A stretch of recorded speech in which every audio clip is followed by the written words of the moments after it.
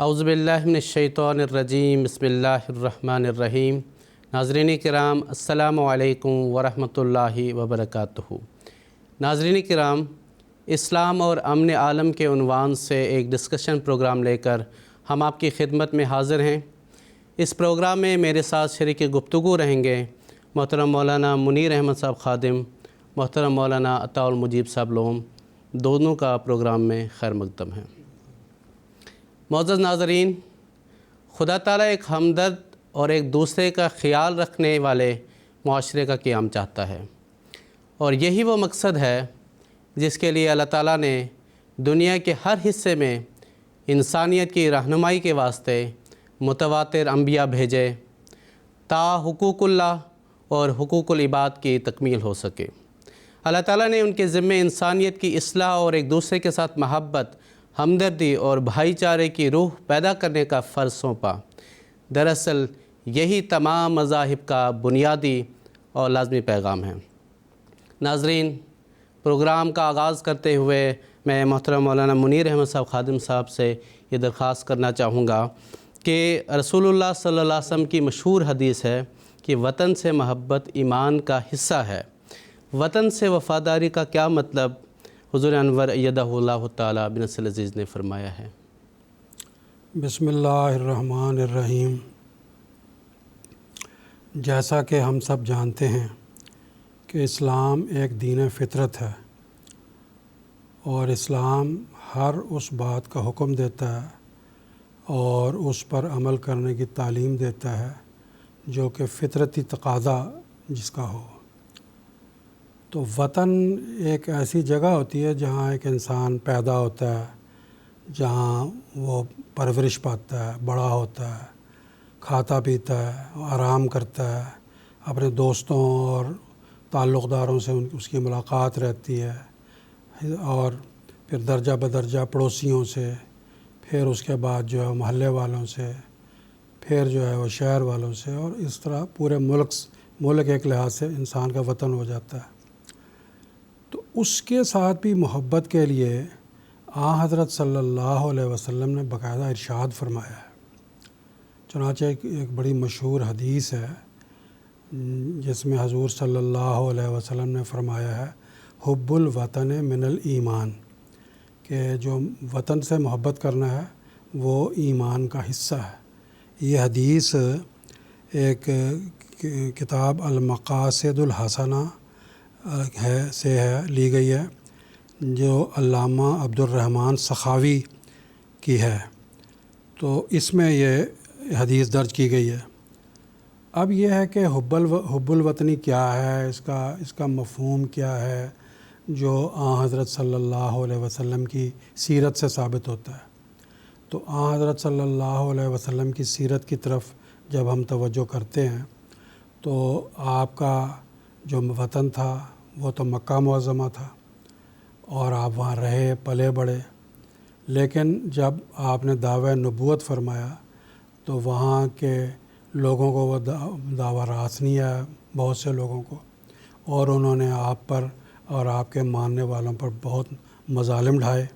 یہاں تک کہ 13 سال تک ظلم و ستم کا بازار گرم رکھا۔ اور پھر اللہ تعالیٰ نے حضرت صلی اللہ علیہ وسلم کو ارشاد فرمایا کہ اب جو ہے وہ آپ یہاں سے ہجرت کر جائیں۔ چنانچہ اللہ کے حکم سے ہی آپ مکہ سے مدینہ کی طرف ہجرت کر گئے، اور جب آپ ہجرت کر کے جا رہے تھے تو حدیث میں آتا ہے کہ حضرت صلی اللہ علیہ وسلم جب مکہ کی بستی آپ کے نظروں سے اوجھل ہوئی تو ایک پہاڑ پر کھڑے تھے، اور اس پر کھڑے ہو کے بڑی رقت آمیز انداز میں آپ نے فرمایا کہ اے مکہ، تو مجھے بہت ہی پیاری بستی ہے، لیکن میں کیا کروں کہ یہاں کے رہنے والے مجھے یہاں رہنے نہیں دیتے، لیکن میں تو تجھ سے محبت کرتا ہوں۔ یہ کہہ کر آپ مدینہ کی طرف رخصت ہو گئے، اور آپ کا معمول یہ تھا کہ جب بھی کوئی مکہ سے آتا آپ فوراً وہ حال پوچھتے، کیا حال ہے مکہ والوں کا، ان کا خیال رکھتے جیسے جیسے آپ کو موقع ملتا۔ اور پھر ایک دوسری سیرت حضرت صلی اللہ علیہ وسلم کی اس رنگ میں ظاہر ہوئی کہ جب ایک شخص اپنے وطن سے جہاں وہ پیدا ہوتا ہے کسی وجہ سے ہجرت کرتا ہے اور وہاں سے چلا جاتا ہے تو کیا وہ جو دوسرا وطن ہے وہ بھی اسی کا وطن کہلاتا ہے؟ تو آپ کی سیرت سے یہ بات ثابت ہے کہ وہ دوسرا وطن بھی انسان کا ہی وطن اسی کا وطن ہوتا ہے، اس سے بھی اس کو ویسی ہی محبت کرنی چاہیے جیسا کہ وہ اس وطن سے محبت کرتا تھا جہاں وہ پیدا ہوا تھا۔ چنانچہ حضرت صلی اللہ علیہ وسلم نے مدینہ کے بارے میں بھی بہت سی دعائیں ارشاد فرمایا اے اللہ ہمارے دلوں میں مدینہ کی محبت ایسے ڈال دے جیسے مکہ ہمیں محبوب تھا، بلکہ اس سے بھی بڑھ کر اور مدینہ اور اس کے جو اہل ہیں ان کے رزق میں فراوانی عطا فرما۔ آپ نے یہ مدینہ کے لیے دعا بھی کی۔ تو حضرت اقدس امیر المومنین خلیفۃ المسیح الخامس سیدہ اللہ تعالیٰ بنصر العزیز نے جو ارشادات فرمائے ہیں وطن کی محبت کے حوالے سے، حضور صلی اللہ علیہ وسلم کی اس سیرت کو ملحوظ رکھ کے آپ نے ان لوگوں کو جنہیں پاکستان میں ظلم و ستم جن پر ڈھایا گیا اور جو پریشان کیے گئے اور زندگی کی بنیادی سہولتوں سے محروم کر دیے گئے اور پھر وہ مختلف ممالک میں دنیا کے ہجرت کر کے چلے گئے، تو اسی سیرت کی روشنی میں آپ نے ان کو یہ فرمایا کہ جہاں جہاں تم گئے ہو اب وہ تمہارا وطن ہے، وہاں کا جو آئین ہے، وہاں کے جو فرائض ہیں اور جو تم پر عائد ہوتے ہیں ان پر تم نے عمل کرنا ہے۔ کوئی ایسا کام نہیں کرنا جو وہاں کے لیے کہ جس کو کہا جائے کہ یہ اس وطن کی وفاداری کے خلاف ہے، کیونکہ اب وہ بھی تمہارا وطن ہے۔ تو یہ آپ کی جو کتاب ہے world crisis and pathway to peace, اس میں حضور نے مختلف جو ممالک کے جو دانشور ہیں اور جو حکام ہیں اور جو صدران ہیں ان کو جو آپ نے خطاب فرمائے، ان کو جو خطوط لکھے ان کو بھی یہی بات فرمائی، اور جو آپ نے خطابات فرمائے احمدیوں کو اس میں بھی اس بات کا ذکر فرمایا کہ جہاں جہاں ہجرت کر کے تم گئے ہو وہاں کے جو قواعد ہیں، قوانین ہیں، وہاں کا جو آئین ہے اس کی تم لوگوں نے پوری پاس اور وفاداری کرنی ہے۔ اب تم وہاں کے ہو تو کیا ثابت ہوا کہ اسلام جو قوانین ہیں، جو نبی کریم صلی اللہ علیہ وسلم کی سیرت ہے، وہ ہمیں یہ بات بتاتی ہے کہ اصل وطن وہ نہیں ہوتا کہ جہاں پیدا ہوا، بلکہ جہاں انسان پھر دوبارہ جاتا ہے اور پھر وہاں اس کو امن ملتا ہے، وہاں اس کے لیے اس کے حقوق کی پاسداری کی جاتی ہے، وہ بھی اس کا وطن ہے۔ اور پھر اس میں ایک وطن سے محبت کا ایک جو اصول ہے وہ ہمیں یہ بھی سمجھایا گیا ہے کہ وطن سے محبت کا یہ مطلب نہیں کہ صرف یہ نعرے لگائے جائیں کہ ہم وطن ہمارا ہے، ہم وطن سے محبت کرتے ہیں، بلکہ اصل وطن سے محبت یہ ہوتی ہے کہ اس وطن کے اندر جو لوگ رہتے ہیں ان سے بھی ویسی محبت کرنی ہے، اس وطن کے اندر جو املاک ہیں ان سے بھی ویسی محبت کرنی ہے۔ ورنہ لوگ وطن کی محبت کے نعرے تو لگاتے ہیں لیکن ایجیٹیشن کر کے اور مختلف قسم کے جو ہے وہ بھیڑ کٹھی کر کے وطن کی چیزیں ان کو نقصان پہنچاتے ہیں۔ تو اسلام کی تعلیم بھی ہے، اور جس کو حضرت مسیح موعود علیہ الصلوۃ والسلام نے اس زمانے میں خوب تفصیل سے بیان فرمایا اور احمدیوں کو منع فرما دیا کہ کوئی ایسے ایجیٹیشن میں یا ہڑتال میں یا اسٹرائک میں حصہ نہیں لینا جس کے نتیجے میں وطن کا نقصان ہوتا ہے، اور بلکہ بالعموم حصہ لینا ہی نہیں، کیونکہ ایسی چیزیں عام طور پر بالآخر جو ہے وہ تشدد پر منتج ہوتی ہیں۔ چنانچہ اس سے منع کر دیا گیا۔ چنانچہ آپ دیکھ لیں دنیا میں جتنی بھی ہڑتالیں ہوتی ہیں، اسٹرائک ہوتے ہیں، وہ پھر امن پر قائم نہیں رہتے، بالآخر اس کا نتیجہ تشدد ہوتا ہے، وطن کے جو املاک ہیں، وطن کے جو لوگ ہیں ان کو نقصان پہنچایا جاتا ہے۔ تو وطن سے محبت کیا ہے؟ وطن کے لوگوں سے محبت کرنا، وطن کے املاک سے محبت کرنا۔ اب وطن کے لوگوں سے محبت کرنے کا مطلب یہ ہے کہ اس میں جتنے بھی لوگ بستے ہیں، خواہ وہ کسی مذہب کے ہیں، کسی ملت کے ہیں، کوئی ان کا طبقہ ہے، کوئی ان کی ذات برادری ہے، اسلام یہ سکھاتا ہے کہ اگر تم حب الوطن کا نعرہ لگاتے ہو تو ان سب سے تمہیں محبت کا سلوک کرنا ہے۔ ورنہ عام طور پر کیا دیکھا جاتا ہے کہ وطن کے محبت کے نعرے لگائے جاتے ہیں لیکن دوسری طرف کسی قوم کو، کسی ذات کو، کسی برادری کو جو ہے اس کے خلاف بھی نعرے لگائے جاتے ہیں۔ اور یہ قریباً ہر ملک میں ایسا ہو رہا ہے، کوئی ملک اس سے بری نہیں ہے۔ تو اسلام چونکہ عالمگیر مذہب ہے، اسلام کا نبی رحمت للعالمین ہے، تو اس لیے اسلام نے جو تعلیم دی ہے اور جو عین فطرت کے مطابق ہے وہ یہ ہے کہ وطن سے محبت کرنی ہے، وطن کے جو آئین ہے، جو اس کے قوانین ہیں، ان کی پاسداری کرنی ہے، اس کے لوگوں سے محبت کرنی ہے، اس کے املاک سے محبت کرنی ہے۔ یہی اصل چیز ہے جس کے نتیجے میں ایک مسلمان یہ کہہ سکتا ہے، اور یا ایک وطن میں رہنے والا یہ کہہ سکتا ہے کہ میں حب الوطنی کا جذبہ اپنے اندر رکھتا ہوں۔ جزاکم اللہ تعالیٰ احسن جزا۔ اب میں محترم مولانا عطاء المجید لون صاحب سے یہ دریافت کرنا چاہتا ہوں کہ اگر کسی ملک میں کسی مسلمان کو عبادت اور اسلامی روایات کے مطابق زندگی گزارنے کی پابندی ہو تو اس ملک میں مسلمان کو کیا کرنا چاہیے؟ جی جزاکم اللہ۔ اس سلسلے میں ایک اصولی بات میں پہلے بیان کرتا ہوں جو اسلام نے بیان فرمائی ہے قرآن مجید میں، سورۃ النساء کی آیت نمبر 60 میں بیان ہوئی ہے۔ اللہ تعالیٰ فرماتا ہے کہ یا ایھا الذین آمنوا اطیعوا اللہ و اطیعوا الرسول و اولی الامر منکم، کہ اے مومنو اللہ تعالیٰ کی اطاعت کرو اور اللہ کے رسول کی اطاعت کرو اور اول الامر کی اطاعت کرو۔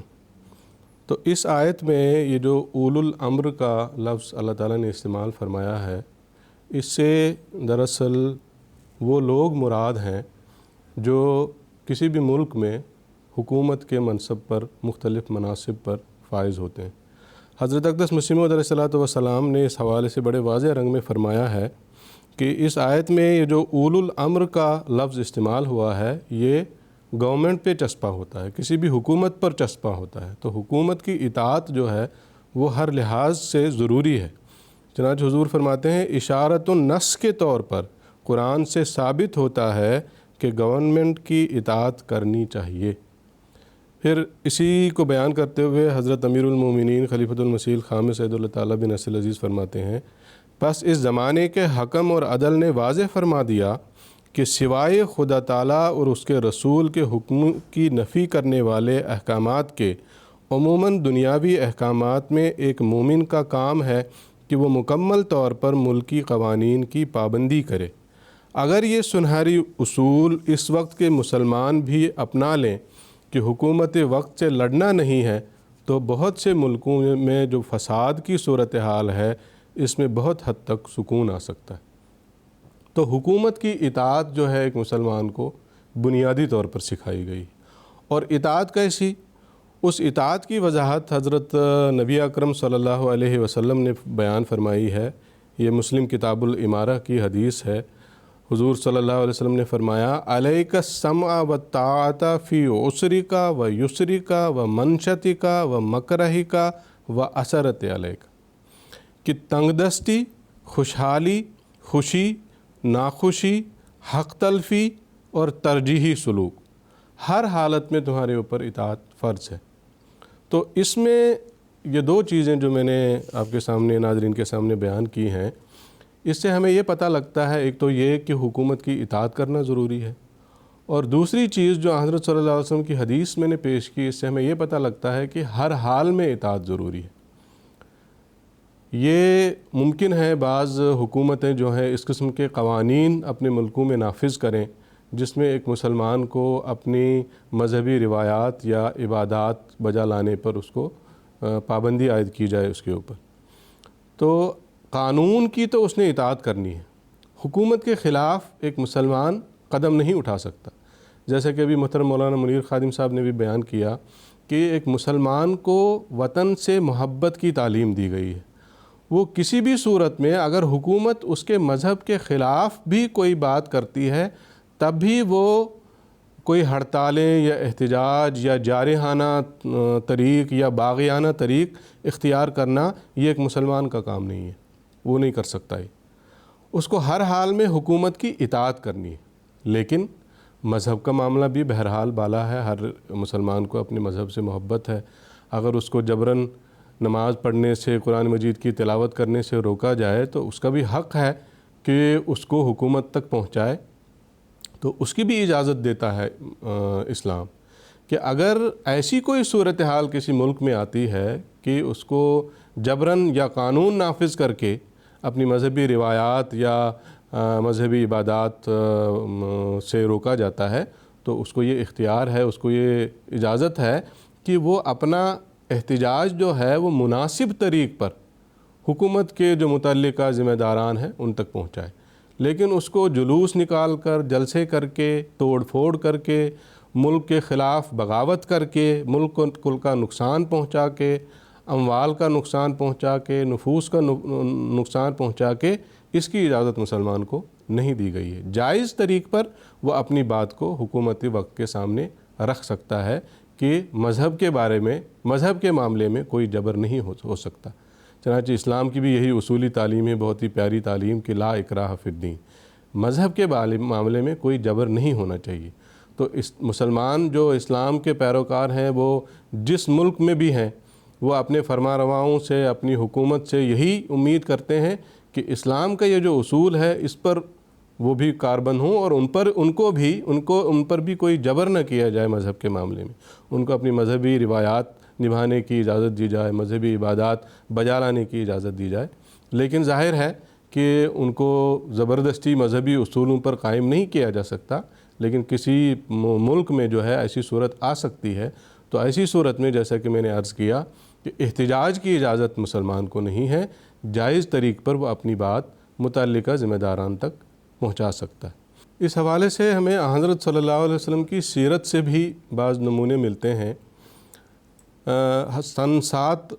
نبوی میں ایک واقعہ رونما ہوا، وہ اس طرح کہ جتنے بھی قریش کے قبائل تھے اور دیگر بعض اور بھی قبائل، انہوں نے مل کے ایک معاہدہ مسلمانوں کے خلاف تیار کیا، اور اس میں یہ طے پایا کہ مسلمانوں کے ساتھ مکمل طور پر بیکاٹ کیا جائے گا، ان کے ساتھ میل ملاپ بالکل نہیں رکھا جائے گا، اور اس وجہ سے مسلمان جو تھے اور بعض حضرت صلی اللہ علیہ وسلم کے قریبی رشتہ دار بھی شیب ابی طالب کی گھاٹی میں 3 سال تک محصور ہوئے۔ ایک لحاظ سے یہ جو معاہدہ تھا، یا آج کل کی زبان میں اگر دیکھا جائے تو ایک قانون تھا ان کا، وہاں کی حکومت تو کوئی تھی نہیں، قبائل جو ہے قبائلی نظام تھا، وہ جو فیصلہ کرتے تھے اس پر عمل کیا جاتا تھا۔ تو ایک فیصلہ انہوں نے کیا اور اس پر حضرت صلی اللہ علیہ وسلم اور آپ کے ماننے والوں نے عمل کیا، باقاعدہ وہ ایک گھاٹی میں محصور ہوئے اور اس پر عمل کیا گیا۔ پھر اللہ تعالیٰ کی تقدیر ظاہر ہوئی اور وہ جو معاہدہ خانہ کعبہ میں لٹکایا گیا تھا وہ اللہ تعالیٰ نے ضائع کر دیا، اور اس کے بعد پھر وہ معاہدہ جو عملاً وہ ختم ہو گیا۔ تو یہ مثال اس چیز کی ہے کہ حضرت صلی اللہ علیہ وسلم نے اس معاہدے کے خلاف بغاوت کا علم بلند نہیں کیا، بلکہ چونکہ اس وقت کے فرما روا جو تھے انہوں نے ایک معاہدہ کیا، اس پر جو عملی صورت تھی اس کا اظہار حضرت صلی اللہ علیہ وسلم نے فرمایا۔ اور پھر ہمیں حضرت صلی اللہ علیہ وسلم کی سیرت سے ہی یہ بھی پتہ لگتا ہے کہ جیسا کہ سوال میں اس چیز کا ذکر ہے کہ مذہبی تعلیمات، اسلام کی تعلیمات پر عمل یا اس کی تبلیغ سے اگر روکا جائے تو پھر ایک مسلمان کو کیا کرنا چاہیے۔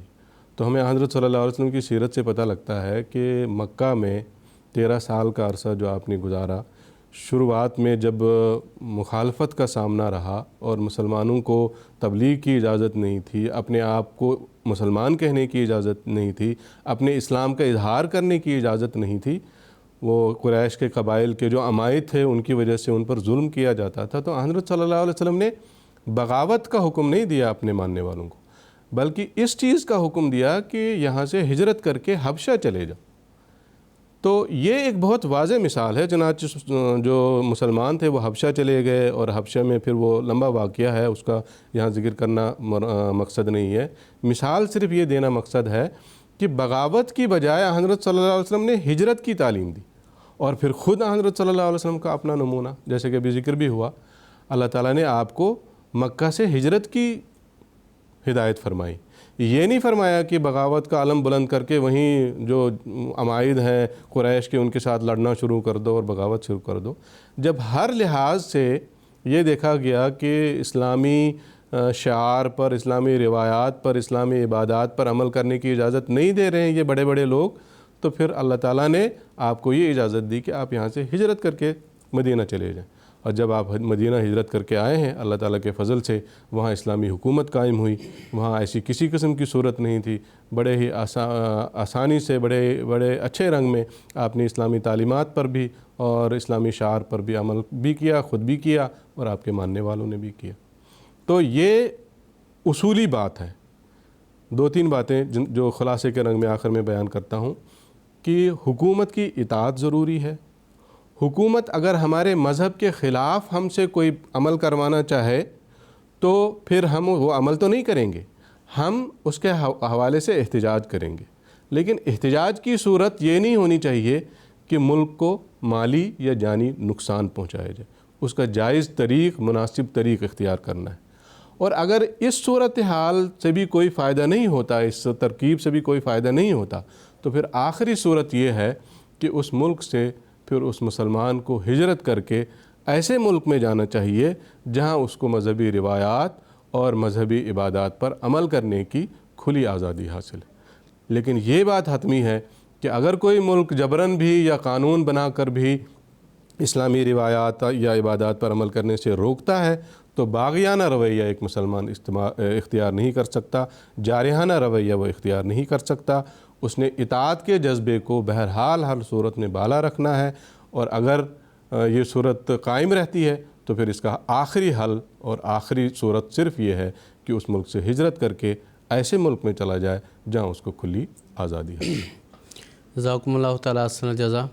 پروگرام کو آگے بڑھاتے ہوئے میں محترم مولانا منیر احمد صاحب خادم صاحب سے یہ پوچھنا چاہوں گا کہ مالی خواہشات سے مغلوب ہونا بھی وطن سے بغاوت تک لے جا سکتا ہے. اس بارے میں حضور انور ایدہ اللہ تعالیٰ بن نصر عزیز نے کیا فرمایا ہے؟ یہ جو پہلا سوال تھا آپ کا, اس کا ہی یہ سمجھو ایک دوسرا حصہ ہے کہ یہ جو مال ہے یہ انسان کے اندر بعض دفعہ ایسی صورت بھی پیدا کر دیتا ہے کہ جائز ہوتے ہوئے بھی بعض دفعہ ناجائز باتوں کی طرف انسان ملوث ہو جاتا ہے. تو یہ ہوتا کب ہے؟ اس کے لیے اسلام میں جو ایک خلق ہے جس کو قناعت کہتے ہیں, اس کو اپنانے کی تعلیم دی گئی ہے. اور ایک دوسرا خلق جو خراب ہوتا ہے, بد خلق جسے کہتے ہیں, اس کو حرص کہتے ہیں. تو حرص سے انسان بچے اور قناعت کو اختیار کرے, اور حضرت صلی اللہ علیہ وسلم نے اسی کی تعلیم دی ہے. حضرت صلی اللہ علیہ وسلم فرماتے ہیں کہ انسان کی ایسی خصلت ہے کہ اگر اس کو مال سے بھری ہوئی 2 وادیاں مل جائیں تو وہ کہتا ہے کہ نہیں, یہ 2 کافی نہیں ہیں, ایک اور ملنی چاہیے. تو جیسے وہ آگ بھڑکتی ہے اس طرح وہ ایک جگہ قائم نہیں رہتا, آگ بھڑکتی چلی جاتی ہے حرص کی, طمع کی, لالچ کی. اس کے مقابلے پر آپ نے فرمایا کہ تم قناعت اختیار کرو. جو خدا دیتا ہے, جو تم کو حلال طور پر حاصل ہوتا ہے, اس کو اپنے لیے کافی سمجھ کے اسی کے اندر رہتے ہوئے اپنا, جیسے ایک محاورہ ہے کہ جتنی چادر ہے اتنے پاؤں پھیلاؤ. جب انسان ایسا کرتا ہے تو وہ پھر حرام کاری سے بچ جاتا ہے, رشوت خوری سے بچ جاتا ہے, بہت سی ایسی باتوں سے بچ جاتا ہے جو غلط رنگ میں انسان استعمال کر کے غلط رنگ میں مال کماتا ہے. اس میں یہ ہے کہ قرآن مجید نے اس کے بارے میں یہ تعلیم دی ہے. یہ سورۃ طٰہٰ کی آیت ہے کہ لا تمدن عینیک الی ما متعنا بہ ازواجا منہم زہرۃ الحیات الدنیا لنفتنہم فیہ ورزق ربک خیر وابقیٰ. کہ اپنی آنکھوں کو پھاڑ پھاڑ کر نہ دیکھا کرو جو ہم نے بعض لوگوں کو بعض فوائد, بعض چیزیں عطا کی ہیں کہ فلاں کے پاس یہ چیز بھی ہے وہ مجھے ملنی چاہیے, فلاں کے پاس یہ مال بھی ہے وہ مجھے ملنا چاہیے. ایسے آنکھیں پھاڑ پھاڑ کے نہ دیکھا کرو. زہرۃ الحیات دنیا کا مطلب دنیا کی زندگی کی خوبصورتیاں اور رونقیں جو ہم مانی جاتی ہیں, جیسے کہتے ہیں جو فلاں کے پاس بنگلہ ہے, گاڑی ہے, اور اس کے اتنے باغات ہیں, اس کی اتنی زمینیں ہیں, وہ مجھے بھی ملنی چاہیے. تو ایسی چیزوں کی طرف آنکھیں پھاڑ پھاڑ کے مت دیکھا کرو, بلکہ قناعت اختیار کیا کرو. تو اس بات کی اسلام نے تعلیم دی ہے. اور حضرت صلی اللہ علیہ وسلم نے صحابہ کے اندر یہ خلق ایسے کوٹ کوٹ کر بھر دیا تھا کہ حضرت عبداللہ بن عمر فرماتے ہیں کہ کئی مرتبہ حضرت صلی اللہ علیہ وسلم مجھے کچھ عطا دیتے تو میں عرض کرتا حضور یہ کسی ایسے شخص کو عطا فرمائیں جو مجھ سے زیادہ ضرورت مند ہو۔ تو اس پر آپ نے فرمایا، یعنی حضرت صلی اللہ علیہ وسلم نے فرمایا جو مال حرص، طمع اور آرزو کے بغیر ملے وہ لے لینا چاہیے، اور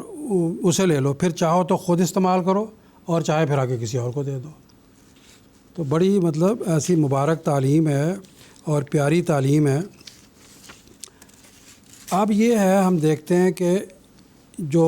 وطن کے اندر جو بغاوت کے جذبے پیدا ہوتے ہیں بعض لوگوں میں، اس میں مال کی ناجائز خواہشات بھی ہیں۔ اس کے نتیجے میں بھی کہ ایک انسان پھر کیا کرتا ہے، جب اس کی حرص بڑھنی شروع ہو جاتی ہے تو جتنے اس کو تنخواہ ملتی ہے وہ کہتا ہے کہ نہیں، رشوت خوری کو بھی ساتھ اس میں ملانا چاہیے، تبھی میری ضرورتیں پوری ہوں گی۔ اب یہ رشوت خوری جب پیدا ہوتی ہے تو پھر رشوت خوری کے آگے ایسے وسائل ہیں جو آگے بغاوت تک چلے جاتے ہیں۔ بعض دفعہ بدقسمتی سے اگر اونچی پوسٹیں ہوتی ہیں تو دوسرے ملکوں کی مخبریاں بھی کر کے انسان پیسہ کما لیتا ہے۔ تو اس سے اسلام نے منع کیا ہے کہ یہ ایک ایسی آگ ہے کہ پھر وہ ایک جگہ قائم نہیں رہتی، وہ بڑھتی جاتی ہے، بھڑکتی جاتی ہے، شعلہ زن ہوتی چلی جاتی ہے، اور خود انسان اس کے اندر جل کے راکھ ہو جاتا ہے۔ تو اس کے بارے میں حضرت صلی اللہ علیہ وسلم کی جو تعلیم ہے اور جو اسلام کی تعلیم ہے، جو اس دور میں حضرت امیر المومنین ایدہ اللہ تعالیٰ بنصر العزیز نے پیش فرمائی، حضور نے اسی کتاب میں جس کا میں نے ابھی ذکر کیا تھا اس سے پہلے کہ جو world crisis and pathway to peace, اس میں ملکوں کو مخاطب کر کے یہ آیت پیش فرمائی ہے۔ فرمایا کہ جو امیر ممالک ہیں وہ غریب ممالک کی جو دولت ہے، جو خدا تعالیٰ نے ان کو وسائل عطا کیے ہیں اور جس سے وہ کما کر اپنے لوگوں کے پیٹ بھر سکتے ہیں، وہ امیر ممالک ان کے اوپر لالچ کی نظروں سے جو ہے وہ دیکھتے ہیں، اور ان کے جو وسائل ہیں، ان کی جو کارخانے ہیں، ان کے جو کھانے ہیں، جو قدرتی ملکیت خدا نے ان کو عطا کی ہے، وہ ان پر نظر رکھ کے ان پر لوٹ مار کرتے ہیں۔ تو قرآن مجید نے منع فرمایا ہے۔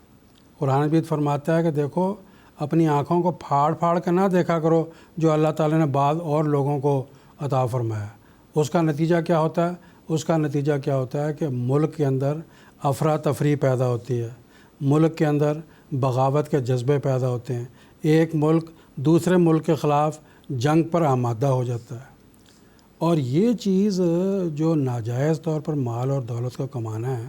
یہ بڑھتے بڑھتے بڑھتے بڑھتے یہاں تک آ جاتا ہے۔ مثال کے طور پر آپ دیکھ لیں، ایک ڈاکٹر ہے، بعض دفعہ ہم کہتے ہیں ڈاکٹر لوگوں سے مریض سے زیادہ پیسے لیتا ہے۔ یہ تو چلو ایک بات ہے، ایک حد تک کہتے ہیں کہ زیادہ پیسے لے لیے، لیکن بڑھتے بڑھتے کیا ہوا کہ یہاں تک کہ یہ پیشہ چلا گیا کہ لوگوں کے جو اعضاء ہیں وہ نکال کر فروخت کر دیے گئے، اور ایسی مثالیں سامنے آئی ہیں۔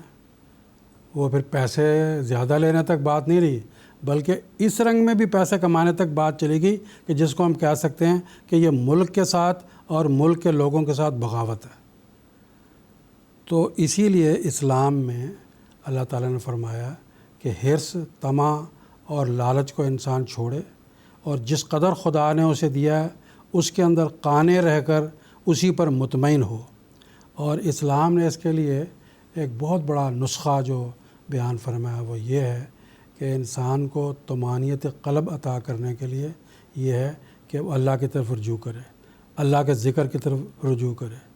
قرآن مجید میں آتا ہے نا کہ الا بذکر اللہ تطمئن القلوب، اگر طمانینت حاصل کرنی ہے، اطمینان قلب حاصل کرنا ہے تو اللہ کے ذکر کی طرف، اللہ کی یاد کی طرف اور اللہ کی عبادت کی طرف جھکو۔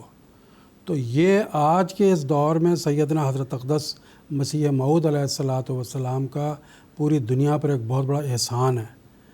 کہ آپ نے ہم احمدیوں کے اندر یہ بات پیدا فرما دی کہ ہم حرص اور طمع اور لالچ اس سے بچ کر قناعت کی طرف مائل ہوتے ہیں۔ ہفتے میں ایک بار جو خطبہ حضرت امیر المومنین کی طرف سے دیا جاتا ہے، اکثر مرتبہ اس میں آپ سنتے ہوں گے اخلاق کے حوالے سے بھی، حضرت صلی اللہ علیہ وسلم کے صحابہ کی سیرت کے حوالے سے بھی، یہ ساری باتیں ہمارے سامنے سمجھائی جاتی ہیں۔ تو یہ جو باتیں ہیں وہ یہ بتاتی ہیں کہ جیسے ابھی آپ نے سوال کیا تھا، جو مالی خواہشات ہیں، جب انسان ان کا مغلوب ہو جاتا ہے تو یقیناً یہاں تک پہنچ جاتا ہے کہ وہ وطن سے بغاوت کہلانا شروع ہو جاتی ہیں وہ باتیں۔ تو اللہ تعالیٰ سے دعا کرنی چاہیے کہ تمام لوگوں کو یہ جو خدا تعالیٰ نے اس وقت ایک نعمت عطا کی ہے حضرت اقدس مسیح موعود علیہ الصلوۃ والسلام کے ذریعہ سے، اور جو ہم لوگوں نے حاصل کی، آپ سنتے ہوں گے کہ صحابہ کرام حضرت مسیح موعود علیہ الصلوۃ والسلام کی بہت سی روایات ہیں کہ بعض ایسے صحابہ تھے جو آپ پر ایمان لائے جو پہلے رشوت لیتے تھے، تو حضرت مسیح موعود علیہ الصلوۃ والسلام پر جب ایمان لائے اور جب شرائط بیعت پڑھ کر ایمان لائے تو اس میں حضور نے جب یہ شرط کی کہ میں رشوت سے بچوں گا، غلط رنگ میں دولت کمانے سے بچوں گا، تو ان لوگوں نے پھر توبہ کر لی، بعد آ گئے، سچائی پر قائم ہوئے، اور پھر یہاں تک ہوا کہ ہر جگہ، ہر محکمے میں، ہر ملک میں یہ آوازیں اٹھنی شروع ہو گئیں کہ یہ جو لوگ ہیں احمدی، اگر ملازمت میں رکھنا ہے تو ان کو رکھو، یہ نیک لوگ ہیں، یہ لوگ رشوت نہیں لیتے، یہ لوگ جو ہے وہ غلط رنگ میں پیسے کمانے کو اپنے لیے اچھا نہیں سمجھتے، ناجائز سمجھتے ہیں۔ تو یہ چیزیں جو ہیں اللہ کے فضل سے جماعت احمدیہ میں خدا تعالیٰ کی ایک بہت بڑی نعمت ہے جو ہم لوگوں کو ملی ہے، اور ہم کو دعا کرنی چاہیے کہ اللہ تعالیٰ ہم لوگوں میں، ہماری آئندہ نسلوں میں بھی یہ نعمت کو قائم رکھے، اور جو دوسری دنیا ہے جو ابھی اس سے محروم ہے، اللہ تعالیٰ ان کو توفیق عطا فرمائے کہ وہ صدق کے دل سے اس نعمت کی قدر کریں، اس کو جانیں اور اس پر ایمان لائیں۔ جزاکم اللہ تعالیٰ احسن الجزا۔ پروگرام کے آخر میں محترم مولانا عطاء المجیب لون صاحب سے یہ دریافت کرنا چاہتا ہوں کہ ووٹ دینے کے بارے میں اسلامی تعلیمات کیا ہیں؟ جی جزاک اللہ۔ اس سلسلے میں بھی اسلام میں قرآن مجید میں ایک بہت ہی پیارا اور سنہری اصول بیان ہوا ہے۔ سورۃ النساء کی آیت ہے، اللہ تعالیٰ فرماتا ہے ان اللہ یامرکم ان تؤدوا الامانات الی اہلہا وَإِذَا حَكَمْتُمْ بَيْنَ النَّاسِ أَن تَحْكُمُوا بِالْعَدْلِ، کہ اللہ تعالیٰ تمہیں یہ حکم دیتا ہے کہ تم امانتیں ان کے اہل کے سپرد کر دو، اور پھر جب تم حکومت کرو لوگوں کے درمیان تو عدل کے ساتھ، انصاف کے ساتھ حکومت کرو۔ تو یہ ایک بہت ہی پیاری آیت ہے اور بنیادی آیت ہے اس سلسلے میں۔ اس آیت میں اللہ تعالیٰ نے جمہوریت کے دو بنیادی ستونوں کا ذکر فرمایا، ایک تو ووٹ دینے کا اس میں ذکر آیا، اور دوسرا حکومت کرنے کا بھی ذکر آیا کہ حکومت کیسے کرنی چاہیے۔ تو دونوں امور اللہ تعالیٰ نے اس آیت قرآن میں بیان فرمائے۔ تو ووٹ کے حوالے سے جو بنیادی باتیں اس قرآن مجید کی آیت سے ہمیں پتہ لگتی ہیں وہ یہ ہے کہ سب سے پہلے تو یہ حکم دیا گیا ہے ایک مومن کو، ایک مسلمان کو حکم دیا گیا ہے کہ اس نے ووٹ دینا ہے، امانت سپرد کرنی ہے اس کے اہل کو۔ تو یہ فرض قرار دیا گیا ہے ایک مسلمان کے لیے کہ وہ ووٹ دے۔ ہم دیکھتے ہیں ابھی اسی سال یہاں ہندوستان میں انتخابات بھی، ملکی جو انتخابات تھے اس میں بھی جو الیکشن کمیشن ہے وہ اس سلسلے میں مہمات چلاتے ہیں کہ سارے کے سارے لوگ جو ہیں جو ووٹ دینے کا جن کی عمر ہے ووٹ دینے کی، وہ سارے کے سارے ووٹ دینے والے بنیں۔ تو مختلف قسم کی مہمات ہوتی ہیں، لیکن مسلمانوں کے لیے تو سب سے بڑی مہم یہ ہے کہ قرآن مجید میں اللہ تعالیٰ نے حکم دیا ہے کہ ووٹ کا حق جو ہے، ووٹ کا جو فرض ہے وہ ادا کرنا ہے، وہ ووٹ دینا ہی دینا ہے۔ یہ نہ ہو کہ بغیر کسی عذر کے کوئی اپنے گھر میں بیٹھا رہے اور ووٹ نہ دے۔ تو یہ بنیادی بات بھی اسی کے اندر اس آیت سے مترشح ہے کہ ووٹ دینا فرض ہے ایک مسلمان پر، جس کی بھی جو بھی قواعد ملکی قانون کے حساب سے جو بھی عمر مقرر کی جاتی ہے، اس عمر کو پہنچنے والا ایک مسلمان جو ہے اس کے لیے ووٹ دینا ضروری ہے۔ پھر دوسری بات جو اس آیت سے ہمیں پتہ لگتی ہے وہ یہ ہے کہ ووٹ دینا کوئی معمولی بات نہیں ہے، بلکہ یہ بہت بڑی ذمہ داری ہے۔ اللہ تعالیٰ نے قرآن مجید میں اس آیت میں ووٹ دینے کو امانت قرار دیا، اور امانت کے بارے میں بڑی واضح تعلیمات قرآن مجید میں بھی اور احادیث میں بھی پائی جاتی ہیں کہ امانت کا کتنا خیال ایک مسلمان کو رکھنا چاہیے، خائن سے کتنی نفرت سکھائی گئی ہے، خیانت سے کتنی نفرت اسلامی تعلیمات میں سکھائی گئی ہے کہ کسی بھی صورت میں خیانت نہیں ہونی چاہیے۔ تو جب اللہ تعالیٰ نے ووٹ دینے کو امانت قرار دیا تو بہت بڑی ذمہ داری بن جاتی ہے ایک ووٹر کے لیے، ایک مسلمان کے لیے، کہ وہ اس ذمہ داری کو اس کے حق کے ساتھ ادا کرے، اور اس کے ساتھ اللہ تعالیٰ نے یہ بھی فرمایا کہ وہ ذمہ داری کیا ہے۔ وہ ذمہ داری یہ ہے، اللہ تعالیٰ نے فرمایا تُؤَدُّ الْأَمَانَاتِ إِلَىٰ أَهْلِهَا، کہ یہ ووٹ جو ہے اس کے اہل کے سپرد کرنا ہے، اسی کو ووٹ دینا ہے جو اس کا حقدار ہے، جو کسی منصب کا واقعتاً حقدار ہے، اسی کو یہ ووٹ دینا ہے۔ یہ نہیں ہونا چاہیے کہ کسی لالچ میں ہم آ گئے یا کسی کے ڈرانے دھمکانے میں ہم آ گئے اور ہم نے کسی کو بھی ووٹ دے دیا۔ یہ صورت اللہ تعالیٰ نے پسند نہیں فرمائی، اس کو ناپسند فرمایا اللہ تعالیٰ نے، بلکہ یہ ہدایت فرمائی کہ ہمیشہ اس بات کا خیال رکھنا ہے کہ ووٹ جب دیا جائے تو اس ووٹ کو اس کے اہل کو دینا ہے۔ جو بھی منصب، جس منصب کے لیے بھی مہم ہو رہی ہے، جس منصب کے لیے بھی انتخاب ہو رہے ہیں، اس منصب کو مد نظر رکھتے ہوئے ایک جو ووٹر ہے اس کو بیدار مغز رہتے ہوئے، اس کو ساری صورتحال کا علم رکھتے ہوئے، ساری صورتحال کا علم حاصل کرنا چاہیے اور اس کے بعد کسی کو ووٹ دینا چاہیے۔ اس سے ہمیں یہ بھی پتہ لگتا ہے بڑے واضح رنگ میں کہ اس میں کوئی مذہب، قوم، ذات پات کسی چیز کو ترجیح نہیں دی گئی ہے، بلکہ صرف اس چیز کو ترجیح دی گئی ہے کہ اہل ہونا چاہیے۔ وہ مسلمان ہے، غیر مسلم ہے، جو بھی ہے، صرف ایک شرط اللہ تعالیٰ نے قرآن میں بیان فرمائی۔ یہ نہیں فرمایا کہ تُؤَدُّ الْأَمَانَاتِ إِلَى الْمُسْلِمِينَ، بلکہ یہ فرمایا أَن تُؤَدُّ الْأَمَانَاتِ إِلَىٰ أَهْلِهَا، جو اہل ہے اس کو ووٹ دینا ہے۔ تو اس کے لیے جیسے کہ میں نے کہا، ایک ووٹر کو اس بات کی تحقیق بھی کرنی چاہیے، بیدار مغز رہنا چاہیے، اس کو پتہ ہونا چاہیے اس بات کا کہ میں کس کو ووٹ دے رہا ہوں، وہ اس کا اہل ہے بھی کہ نہیں ہے، اس کو کسی لالچ میں نہیں آنا ہے، مذہب، ذات پات، قوم، اس چیز کو اس نے ترجیح نہیں دینی ہے، بلکہ صرف اس چیز کو ترجیح دینی ہے کہ وہ اہل ہونا چاہیے۔ اور اہل کون ہے اس کی بھی اللہ تعالیٰ نے اسی قرآن مجید میں کی آیت میں وضاحت فرمائی۔ اگلے حصے میں فرمایا وَإِذَا حَكَمْتُمْ بَيْنَ النَّاسِ أَن تَحْكُمُوا بِالْعَدْلِ، تو اہل جو ہے اس کا معیار اللہ تعالیٰ نے یہ مقرر فرمایا کہ وہ عدل پر، انصاف پر قائم ہونا چاہیے۔ وہ جب حکومت کے منصب پر آئے گا، کسی بھی منصب پر آئے گا، تو وہ ایسا ہونا چاہیے کہ وہ عدل پر کام کرنے والا ہو، انصاف کے ساتھ کام کرنے والا ہو۔ تو یہ ایک معیار کسی کے بھی اہل ہونے کے لیے اللہ تعالیٰ نے قرآن مجید کی اسی آیت میں بیان فرمایا ہے۔ تو ووٹ کے حوالے سے اس آیت کی جو تشریح مختصراً میں نے بیان کی، اسی آیت میں وہ ساری چیزیں اللہ تعالیٰ نے بیان فرمائی ہے کہ ووٹ دینا فرض ہے، ووٹ دینا ایک ذمہ داری ہے، ایک امانت ہے۔ ووٹ ایسے شخص کو دینا ہے جو اس کا اہل ہو، اور اہل کی اللہ تعالیٰ نے صفت یہ بیان فرمائی کہ وہ عدل اور انصاف سے حکومت کرنے والا ہونا چاہیے۔ تو ساری صورتیں ایک ووٹر کے لیے، ایک ووٹ دینے والے کے لیے جو بھی ہو سکتی ہیں، وہ ساری کی ساری اللہ تعالیٰ نے قرآن مجید کی اس آیت میں بیان فرما دی ہے، جس کا خلاصتاً میں نے ذکر کیا۔ جزاکم اللہ تعالی احسن الجزا۔ ناظرین، اس کے ساتھ ہی ہمارا آج کا یہ پروگرام اپنے اختتام کو پہنچتا ہے۔ میں اپنے دونوں پینلسٹ کا شکریہ ادا کرتا ہوں۔ آخر میں حضرت مسیح موعود علیہ الصلاۃ والسلام کا ایک روح پرور اقتباس پیش کر کے اس پروگرام کو ختم کرتے ہیں۔ حضرت مسیح موعود علیہ الصلاۃ والسلام فرماتے ہیں، جو شخص ہمدردی کو چھوڑتا ہے وہ دین کو چھوڑتا ہے۔ قرآن شریف فرماتا ہے من قتل نفسا بغیر نفس او فساد،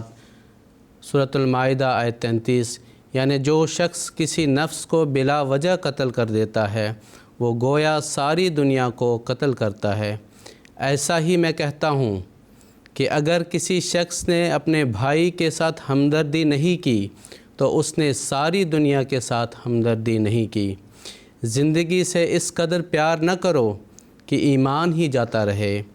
حقوق اخوت کو کبھی نہ چھوڑو۔ یاد رکھو کہ سارے فضل ایمان کے ساتھ ہیں۔ ایمان کو مضبوط کرو۔ قطع حقوق معصیت ہے۔ ملفوظات جلد 4 صفحہ 270۔